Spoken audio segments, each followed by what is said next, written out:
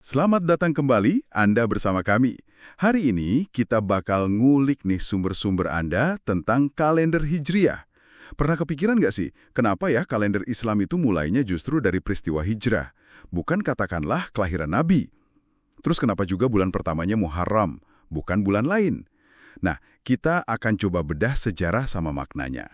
Iya, betul sekali. Sumber-sumber ini memang membawa kita kembali ke era Khalifah Umar bin Khattab.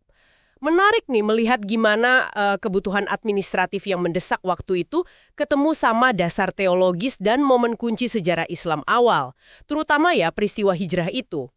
Mari kita coba fokus ke hal-hal paling penting dari materi ini buat Anda. Oke, mari kita mulai ya. Sumber Anda ini kan menyoroti kalau ide kalender Hijriah itu muncul di zaman Khalifah Umar karena, yaitu tadi, kebutuhan praktis. Wilayah Islam kan meluas cepat banget tuh, tapi surat-surat resmi, perintah dari gubernur kayak Abu Musa al-Asy'ari, bahkan catatan utang, seringnya nggak ada tahunnya.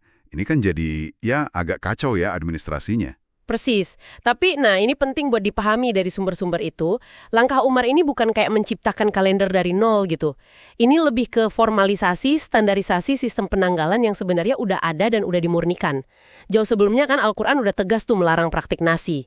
Itu loh penambahan bulan yang manipulatif di zaman jahiliyah. Dan Al-Quran juga menetapkan sistem 12 bulan lunar murni. Nabi Muhammad SAW juga menegaskan lagi di khutbah wada. Jadi bisa dibilang Umar itu ngasih struktur, titik awal, sama penomoran tahun ke sistem yang udah jalan. Nah, ini nih bagian yang seru banget menurut saya. Soal penentuan tahun pertamanya. Kan ada musyawarah besar tuh, para sahabat utama kumpul. Ada usulan tahun kelahiran Nabi atau tahun kenabian. Tapi kok ditolak ya? Kenapa akhirnya malah hijrah yang dipilih? Iya. Sumber Anda mencatat ada usulan brilian dari Ali bin Abi Thalib. Dan ini didukung penuh sama Umar. Alasannya tuh kuat banget. Hijrah itu dianggap sebagai pemisah. Pemisah antara yang hak dan yang batil. Farakot bainal hak wal batil, gitu istilahnya. Jadi ini bukan sekedar pindah tempat dari Mekah ke Madinah. Hijrah itu menandai transformasi besar. Dari komunitas minoritas yang tertindas jadi sebuah negara bangsa, ummah, yang berdaulat di Madinah. Yang kemudian dilembagakan lewat Piagam Madinah. Semacam konstitusi awal gitu. Oh, jadi fokusnya ke pembentukan komunitas ya, bukan cuma momen individu Nabi. Betul. Hijrah juga melahirkan konsep persaudaraan universal, mu'akhah, antara muhajirin dan ansor. Itu kan melampaui ikatan suku yang kuat banget waktu itu. Oke, paham. Lalu pertanyaan berikutnya nih, kenapa Muharram jadi bulan pertamanya? Kalau patokannya hijrah, bulannya Nabi secara fisik itu sampainya di Madinah di bulan Rabiul Awal ya. Kok nggak bulan itu aja? Nah, ini juga pilihan yang filosofis ya kalau kita lihat sumber-sumber Anda. Ada beberapa alasan kuat sih. Pertama, Muharram itu secara alami datang setelah Dhul Hijjah.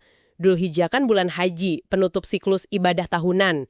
Kedua, Muharram itu salah satu dari 4 bulan suci yang memang dihormati. Oke. Tapi alasan yang paling ditekankan itu niat, tekad atau azm dan persiapan buat hijrah itu sebenarnya udah dimulai di bulan Muharram.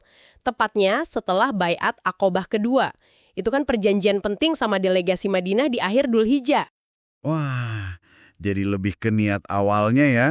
Iya, kayaknya gitu. Keputusan ini seolah menggarisbawahi prinsip Islam bahwa setiap amalan bergantung pada niatnya.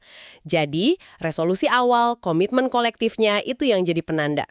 Jadi, kalau kita rangkum dari sumber-sumber Anda ini, jelas banget ya kalender Hijriah itu bukan cuma soal waktu.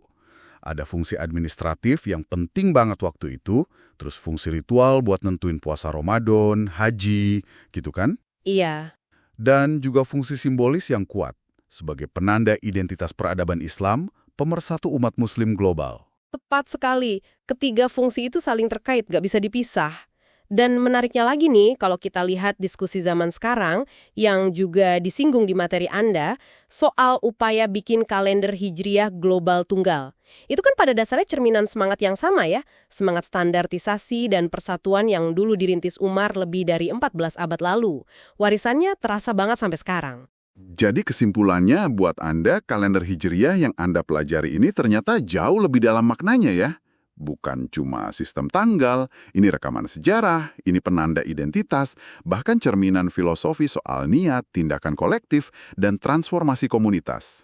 Betul, dan ini mungkin bisa memunculkan satu pemikiran penutup nih, buat Anda renungkan lebih lanjut. Mengingat gimana kalender Hijriah ini secara unik mengikat urusan administratif, ritual ibadah, sama makna simbolis perjuangan dan persatuan dalam hijrah. Bagaimana ya kita sebagai individu dan komunitas Muslim hari ini bisa terus memaknai semangat hijrah itu. Perpindahan menuju kondisi yang lebih baik, tapi dalam kehidupan kita sehari-hari sekarang. Melampaui sekedar penanda waktu atau pergantian tahun aja gitu.